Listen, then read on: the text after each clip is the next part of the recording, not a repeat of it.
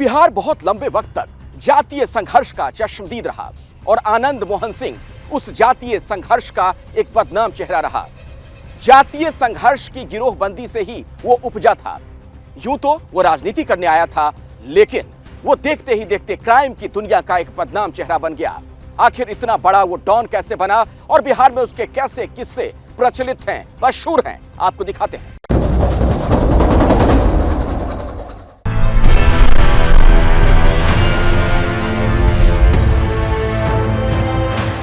ये कहानी 80 के दशक के आखिरी सालों से शुरू होती है, जब उत्तरी बिहार में कोशी के इन्हीं किनारों पर बाहुबलियों की नई नस्ल परवान चढ़ रही थी। इन्हीं में एक नाम था आनंद मोहन। इनकलाब नहीं, पैसा है, सौदा है, इसकी दुकानें हैं, हाट बाजारें हैं, जिनमें वो कपड़ों के मोल भाव बिकता है।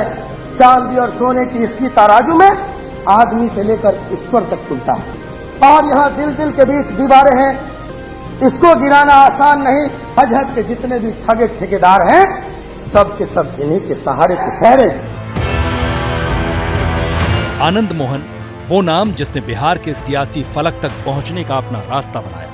ये रास्ता था जरायम का, जुर्म की उस दुनिया का जिसमें जिसका जितना बड़ा ग्राफ उसका उतना ही बड़ा कद।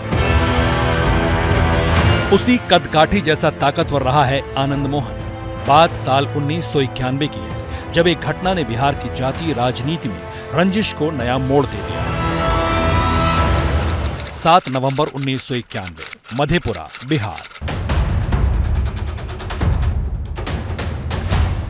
यही तारीख थी जब आनंद मोहन अपने हथियारबंद समर्थकों के हुजूम के साथ एक रैली के बाद मधेपुरा के मुरलीगंज लौट रहा था। इसी दौरान आनंद मोहन का काफिला जानकी नगर के पास पहुंचा तो अचानक फायरिंग शुरू हो गई। दोनों तरफ से दनादन गोलियां चलने लगी। इस अंधाधुंध फायरिंग में आनंद मोहन के 2 समर्थक मारे गए। फायरिंग का इल्जाम पप्पू यादव पर लगा। आनंद मोहन के एक समर्थक के बयान पर पप्पू यादव और उनके 11 समर्थकों के खिलाफ केस दर्ज कर दिया गया। 90 के पहले पप्पू यादव पर कोई केस हो तो दिखाओ ना।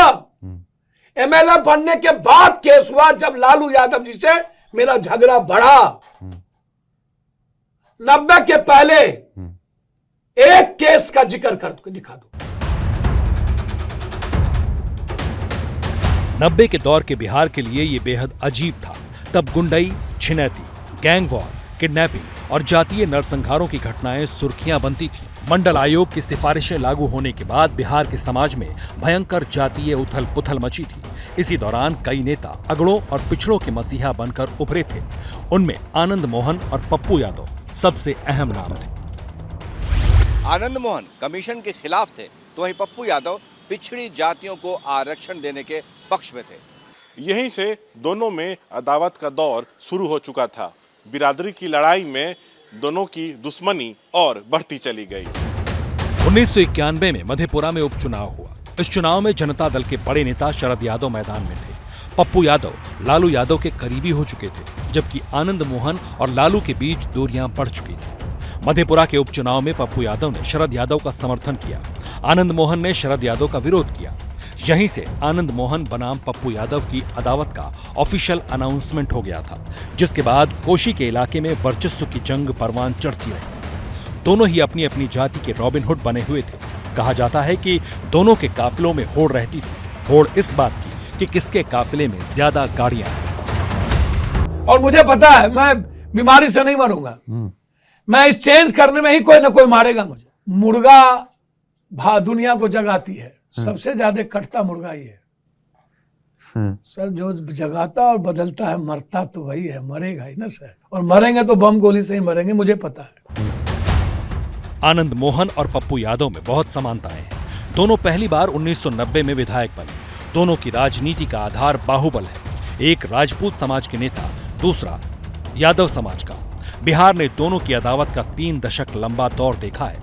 1990 के दशक में पप्पू यादव और आनंद मोहन के बीच जानी दुश्मनी थी। राजनीतिक अदावत में बात बात पर गोलियां चल जाती थी, लाशें गिर जाती थी। लेकिन अब हालात कैसे बदल चुके हैं, इन तस्वीरों से समझ लीजिए।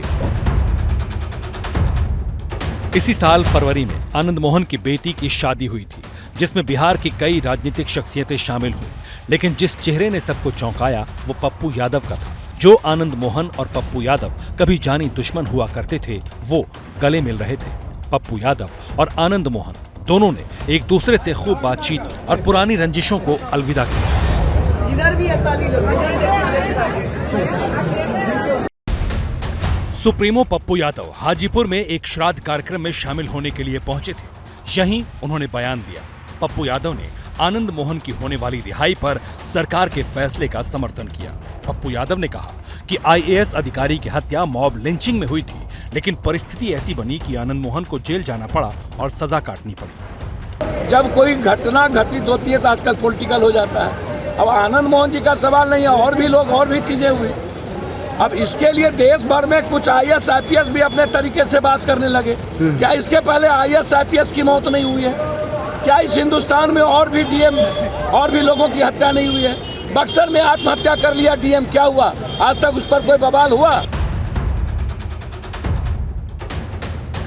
वक्त और हालात के साथ आनंद मोहन के खिलाफ पप्पू यादव के ताव और भाव बदल चुके हैं, लेकिन बिहार के एक तबके को अब भी आनंद मोहन का जातीय राजनीति के रसूख का बखूबी अंदाजा है। उसके पास वोट है।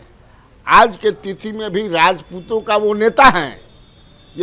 ये इसमें कोई मतलब शंका अशुभा नहीं है। इसीलिए ऐसा है किल्ला इतना गड़बड़ा गया। जो लोग अपर कास्ट पर समझते हैं कि हमारे पैकेट का वोट है, वो घबराहट में है। 90 के दशक में बिहार में अपराध का ऐसा बोलबाला था कि लोगों को सड़कों पर बाहर निकलते हुए डर लगता था।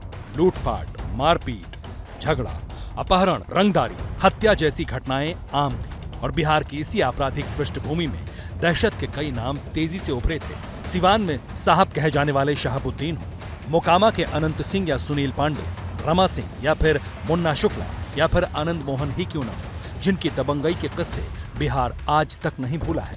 कोसी बेल्ट में इसलिए उसमें मसीहा का कि कोसी में जो मधेपुरा है वहाँ पर एक टीचर, एक ब्राह्मण थे, उनके टीचर थे, उनकी पतोहू या बेटी के साथ कुछ गुंडों ने बदमाशी किया था।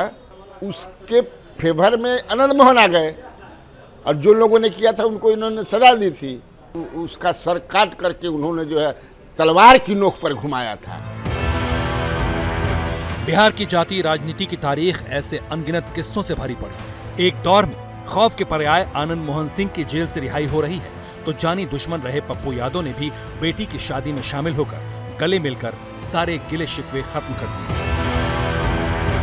सियासी जानकारों की माने तो ये दोस्ती कोशी के उसी अंचल में असर दिखा सकती है जहां एक दौर में दोनों की बंदूकें गरजती थी। होता क्या है ये तो वक्त ही बताएगा।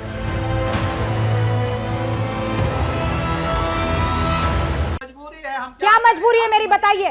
मैं अभी आपको बताती हूँ कि मैंने ओए होए होए होए नमकीन के चटकारे लेते हुए टकटकी मार के डिबेट शो को पॉज रिपीट कर करके देख रहे हैं जोगिंदर जी। इनकी तरह आप भी देखें अपनी फेवरेट डिबेट्स को रिपीट कर और डाउनलोड कीजिए एबीपी लाइव ऐप अपने स्मार्ट टीवी पर।